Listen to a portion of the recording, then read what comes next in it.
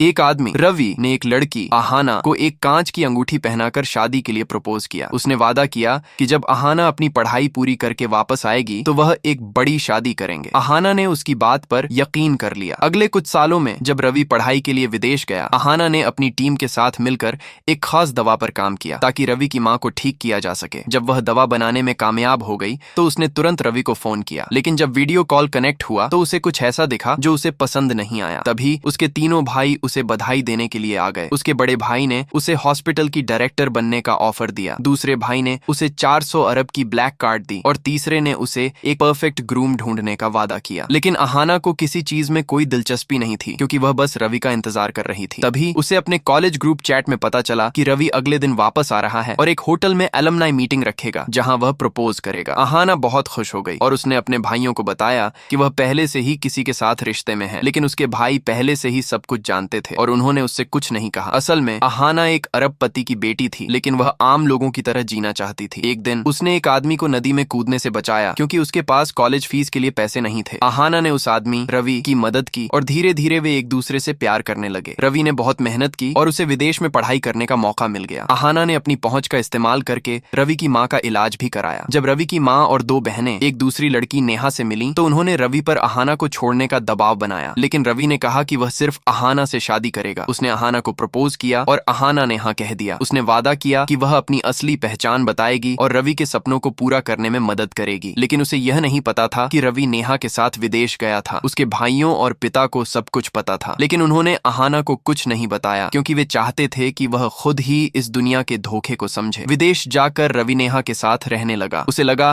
कि एक अमीर लड़की ही उसका फ्यूचर बना सकती है, लेकिन आहाना को कुछ नहीं पता था। वह रवि का इंतजार कर रही थी। वह एक खूबसूरत ड्रेस पहनकर एलुमनाई मीटिंग में गई ताकि वह रवि की दुल्हन बन सके। तभी नेहा ने आहाना का मजाक उड़ाते हुए पूछा कि क्या वह रवि को प्रपोज करने आई है। आहाना ने कहा कि नहीं, बल्कि रवि उसे प्रपोज करने वाला है। तभी रवि स्टेज पर आया और उसने प्रपोज करने के लिए नेहा का नाम लिया और उसे अपनी फ्यूचर वाइफ बताया।